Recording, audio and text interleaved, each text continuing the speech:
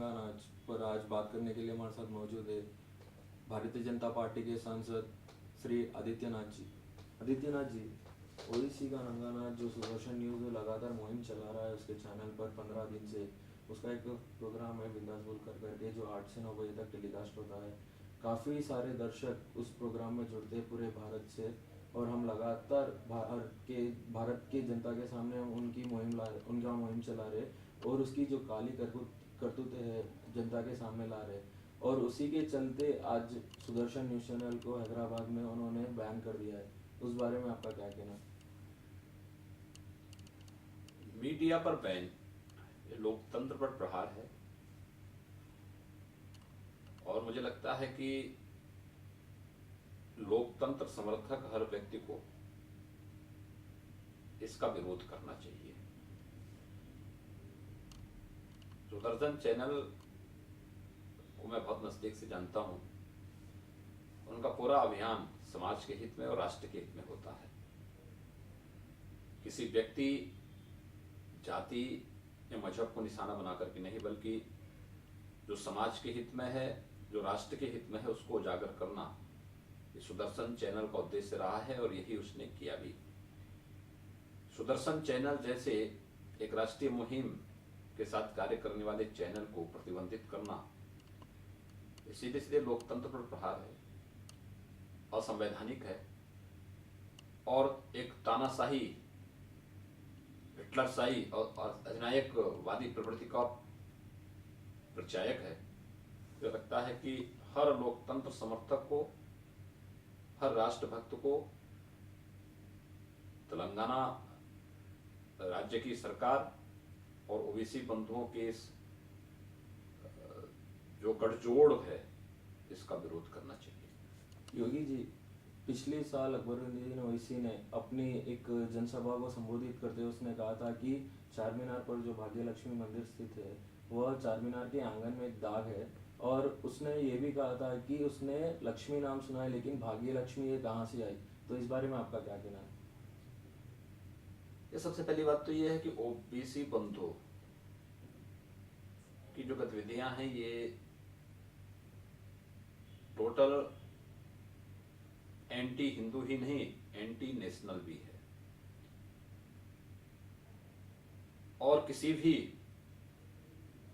राष्ट्र विरोधी को हिंदुस्तान में रहने का अधिकार नहीं होना चाहिए। वोट बैंक के लिए जो लोग ओबीसी जैसे लोगों को संरक्षण देते हैं, उनकी अनैतिक, अलोकतांत्रिक, समाज विरोधी और राष्ट्र विरोधी गतिविधियों को प्रेरित और प्रोत्साहित करते हैं, अत्यंत शर्मनाक है।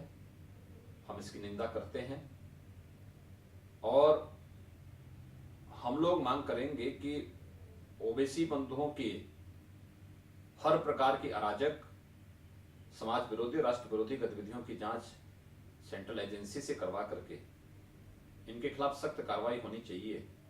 जो भारत के संविधान, भारत की परंपरा और भारत के महापुरुषों का सम्मान नहीं कर सकता है, मुझे लगता है कि उसे भारत छोड़ देना चाहिए। जहां तक भाग्य लक्ष्मी मंदिर की बात है, एक पौराणिक परंपरा के साथ जुड़ा हुआ है। चार मीनार एक विदेशी आक्रांता का प्रतीक है। 1947 में देश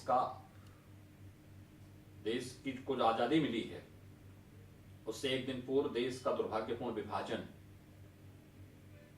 की त्रासदी का प्रतीक है चार मीनार।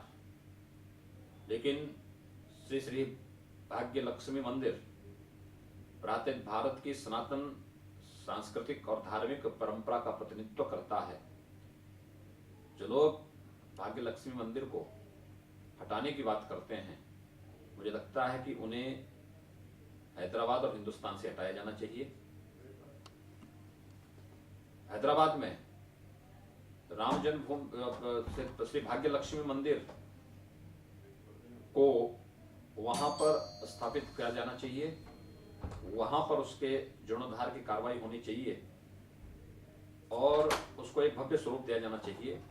भाग्य लक्ष्मी मंदिर नहीं हटेगा, बल्कि वहां पर चार मीनार जैसे गुलामी के प्रतीकों को हटाया जाना चाहिए। योगी जी, जिस तरह से अकबरुद्दीन ओवैसी बार बार हिंदुओं की आस्था को ठेस पहुंचा रहा है और उसने यह भी कहा है कि राम की माँ कहाँ कहाँ गई थी और कहाँ उनको जन्म दी, तो इस बारे में आप क्या कहेंगे?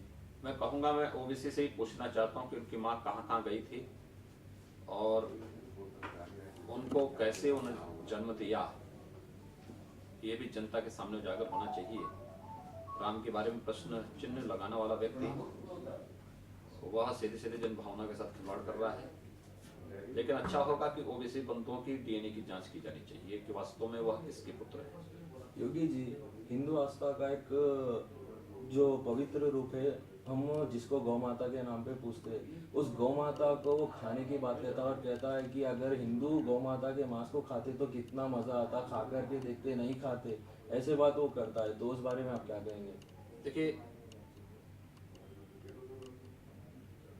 गो भारतीय धर्म और संस्कृति की प्रतीक है, उसका आधार स्तंभ है। साथ साथ गो की हत्या पर प्रतिबंध लगाने के लिए राज्य सरकारों ने अपने स्तर पर न केवल गोवध अधिनियम लागू किया है, तो पशु क्रूरता अधिनियम के अंतर्गत भी गो हत्या पर को पूर्ण प्रतिबंध लगाने के साथ साथ उन पर किसी प्रकार के अत्याचार और उसको प्रेरित करना, ये सारी उसके पशु क्रूरता अधिनियम के अंतर्गत भी किसी प्रकार की उन पर क्रूरता होना उसके अंतर्गत आता है। अकबरुद्दीन का यह बयान गौ हत्या को प्रोत्साहित करना है और उसके अंतर्गत वह पशु गोवध अधिनियम के अंतर्गत और पशु क्रूरता अधिनियम के अंतर्गत दोषी माना जाना चाहिए। उसके खिलाफ इसके अंतर्गत कार्रवाई की जानी चाहिए। मैं कहता हूं कि जो गो हत्या का समर्थन करता है वो सीधे सीधे भारतीय संस्कृति और भारत की परंपरा का अनादर करता है। और अगर खुलेआम कोई इस प्रकार की बात करेगा तो मुझे लगता है कि कोई हिंदू भी बोल सकता है फिर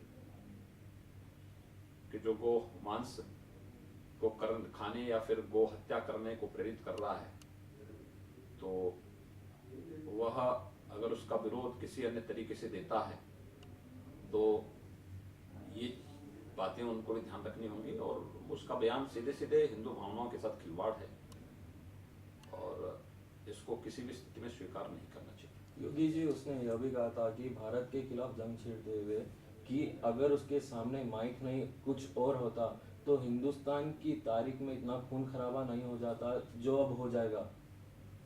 देखिए, वह गलत फहमी का शिकार है। मैं मानता हूं इस प्रकार के लोग कापुरुष होते हैं, हिजड़े होते हैं, जो केवल माइक से चिल्लाते हैं। उन्हें भारत के बहादुर जवानों के किस्से कहानियां मालूम नहीं। अकबरुद्दीन को इस बात को ध्यान रखना होगा कि हैदराबाद का निजाम भी ऐंठ रहा था। उसके बड़ा दम्भ था कि उसका जो निजाम का राज्य है वो बहुत विस्तृत है, लेकिन भारत माता का एक सपूत सरदार पटेल के रूप में आया, एक बार चेतावनी दी, निजाम गिड़गिड़ाते हुए दिखाई दिया और भारत गणराज्य में निजाम का जो इस कथित शासन था ये पूरा शामिल हुआ। अकबरुद्दीन को इस बात को बोल देना चाहिए कि उनके खानदान के लोग ही पाकिस्तान के अत्याचार के शिकार हो रहे थे बांग्लादेश में, और न केवल भारतीय सेना ने उन्हें बांग्लादेशी मुस्लिमों को अत्याचार से मुक्त किया था, अभी तो कायर पाकिस्तानियों को और इसी के कुल खानदान के 95,000 सैनिकों को आत्मसमर्पण करने के लिए मजबूर किया था। तो ये तो इनकी ताकत है। जब भारतीय सेना अपने पूरे शौर्य का प्रदर्शन करेगी तो इन्हें नाक चाटने के लिए और भागने के लिए मजबूर होना पड़ेगा या घुटने टेकने के लिए मजबूर होना पड़ेगा।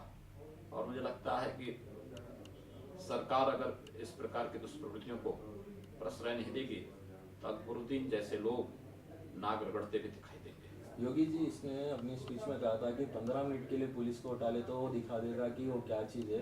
और इसने दावा करते हुए यह भी कहा था कि जब भी मुसलमान भारी पड़ा ये नापुंसकी की फौज बीच में आ जाती है, तो डायरेक्ट हमला इन्होंने हमारी इंडियन फोर्स पर किया है और वही सेना आज इसकी सुरक्षा कर रही है। जब ये बाहर निकलता है, जब इसका कॉन्वे चलता है, तो सामने एक पुलिस की गाड़ी होती है, पीछे एक पुलिस की गाड़ी होती है, तो आज वही सुरक्षा बल के बीच में आज ये घूम रहा है यहाँ पर हैदराबाद में। हमने कहा ना कि उसके वक्तव्य ही कापुरुष की श्रेणी में आते हैं, यानी एक हिजड़ा व्यक्ति की श्रेणी में आते हैं। दूसरा ये कि भारतीय सेना ने तो समय समय पर अपना शौर्य पराक्रमों का प्रदर्शन किया है। पाकिस्तान को 4-4 बार बुरी तरह परास्त करने का मामला हो, या फिर बांग्लादेश में 95,000 से अधिक पाकिस्तानी सैनिकों को आत्मसमर्पण करने के लिए मजबूर करने का हो, या देश के अंदर आतंकवाद, नक्सलवाद और उग्रवाद के खिलाफ देश की लड़ाई को विजय की ओर अग्रसर करने का हो, भारतीय सेना, भारत की पुलिस कुशलतापूर्वक इस अभियान को संचालित कर रही है। मुझे लगता है कि भारत की सेना और भारत के जवानों के शौर्य और पराक्रम पर कोई संदेह नहीं किया जा सकता है। अगर कानून का राज है तो पुलिस हस्तक्षेप करेगी, लेकिन मैं कहता हूं अराजकता कि अगर पराकाष्ठा पे अकबरुद्दीन जैसे लोग को छूट होगी तो हिंदू को भी छूट होगी, और हिंदू फिर अकबरुद्दीन जैसे लोगों को उसकी औकात भी दिखा देगा। योगी जी, परिणीति शिंदे ने एक बयान दिया था कि जो भी पार्टी भारत के खिलाफ जाएगी उसे यहाँ पर बैन कर देना चाहिए, तो इस बारे में आपका क्या विचार है? हाँ, ठीक बात है, होना चाहिए। भारत के संविधान का सम्मान करना इस देश के प्रत्येक नागरिक का कर्तव्य बनता है। भारत के महापुरुषों को सम्मान देना, भारत के प्रत्येक स्वतंत्रता संग्राम सेनानी को सम्मान देना, ये हमारा नैतिक दायित्व भी बनता है। जो लोग भारत के विधान को नहीं मान सकते, जो भारत के महापुरुषों को नहीं मान सकते, जो भारत की परंपरा का सम्मान नहीं कर सकते, उन्हें बैन की बात मैं कहता हूं, उन्हें भारत में रहने का अधिकार नहीं होना चाहिए। योगी जी, मजलिस इत्तेहादुल मुस्लिमीन के प्रेसिडेंट असदुद्दीन ओवैसी ने परिणीति शिंदे को कहा है कि अगर वो अपना बयान 8 दिन में वापस नहीं लेगी तो उनके खिलाफ केस दायर करेंगे। देखिए, केस दायर होने पर भी मुझे लगता है कि न्यायपालिका सिंधे के पक्ष में ही फैसला देगी, और मैं कह रहा हूं ना कि ओबीसी दोनों की गतिविधियों पर पूरी तरह बैन किया जाना चाहिए। सरकार को इसका संज्ञान लेना चाहिए, और जिन्ना बनने की राह पर है, इससे पहले कि वह अपनी गतिविधियों से देश के आम जनमानस में नफरत की दीवार खड़ी करे, इससे पहले ही उनके मंसूबों को सख्ती के साथ कुचला जाना चाहिए। एक आखिरी सवाल योगी जी, भारत की जनता भी चाहती है कि ओवैसी को फांसी दे दी जाए या उसे पकड़कर जेल में डाल दिया जाए, तो आपको क्या लगता है कि भारतीय जनता पार्टी इस पर कब तक एक्शन लेगी? देखिए, हम कानून के राज पर विश्वास करते हैं, व्यवस्था संविधान के अनुरूप चलनी चाहिए, इस पर विश्वास करते हैं, और मुझे लगता है कि समय आने पर, यद्यपि इन सब चीजों को राज्य सरकार को देखना चाहिए, वोट बैंक के लिए वो नहीं देख रही है, राष्ट्र के खिलाफ, समाज के खिलाफ अगर कोई किसी प्रकार की गतिविधियों को संचालित करेगा, उससे व्यवस्था फैलेगी, अराजकता फैलेगी, तो हम लोग चुपचाप नहीं बैठेंगे। जी, धन्यवाद योगी जी हमारे साथ बात करने के लिए। तो ये थे योगी आदित्यनाथ जी, जिन्होंने पूरे विस्तार से बताया कि किस तरह से सुदर्शन न्यूज़ को यहाँ पर हैदराबाद में बैन किया गया, और उस पर भी इन्होंने कहा है कि फ्रीडम ऑफ प्रेस को नहीं रोकना चाहिए, उन्हें उनका काम करना चाहिए। और काफ़ी सवालात हमने इनसे किए हैं ओवैसी के नंगा नाच पर, जिन्हें उन्होंने बहुत ही अच्छे तरीके से हमें जवाब दिया है। कैमरा पर्सन विकास के साथ आकाश अग्रवाल, सुदर्शन न्यूज़, हैदराबाद।